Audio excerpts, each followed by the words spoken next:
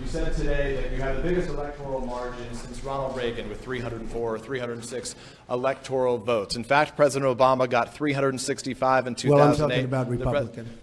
President Obama 332 and George H.W. Bush 426 when he won as president. So why should Americans trust you when you're misrepresenting information? I was just given. We had a very, very big margin.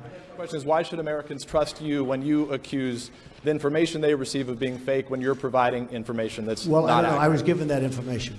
I've seen that information around. But it was a very substantial victory. Do you agree with that?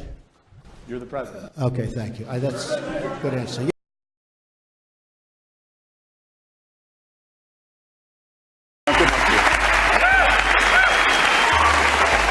You have not released your tax returns, and the reason nominees have released their returns for decades is that voters will know if their potential president owes money to, who he owes it to, and any business conflicts. Don't Americans have a right to know if there are any conflicts of interest? I don't mind releasing. I'm under a routine audit, and it'll be released, and as soon as the audit's finished, it'll be released. You're perfectly free to release your taxes during an audit. And so the question, does the public's right to know outweigh your personal? Well, I told you, I will release them as soon as the audit. Look, I've been under audit almost for 15 years. Whether or not in a place like Chicago you do stop and frisk, which worked very well. Mayor Giuliani is here. It worked very well in New York. Stop and frisk was ruled unconstitutional in New York because it largely singled out Black and Hispanic young men. No, you're wrong. The argument is that it's a form of racial profile. No, the argument is that we have to take the guns away from these people that have them and that are bad people that shouldn't have them. She failed to get the birth certificate. When I got involved, I didn't fail. I got him to give the birth certificate. So I'm satisfied with it. I just want to get the answer here. The birth certificate was produced in 2011. You continued to tell the story and question the president's legitimacy in 2012, 13, 14, 15, as recently as January. So the question is, what changed your mind? Well, nobody was pressing it. Nobody was caring much about it.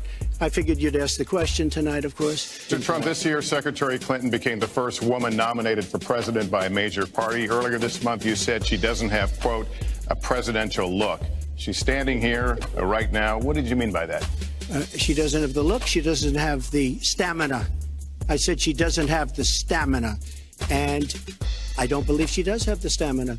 To be president of this country, you need tremendous stamina. The quote was, you I have, just don't think she has wait a minute, let's you ask me a question. Did you ask me a question? You had supported the war in Iraq before the invasion.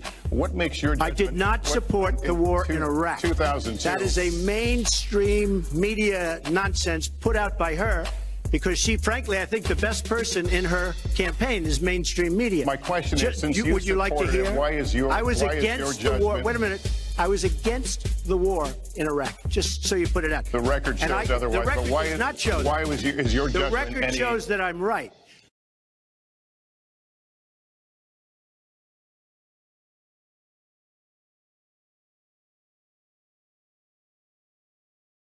You better go fast. Yeah.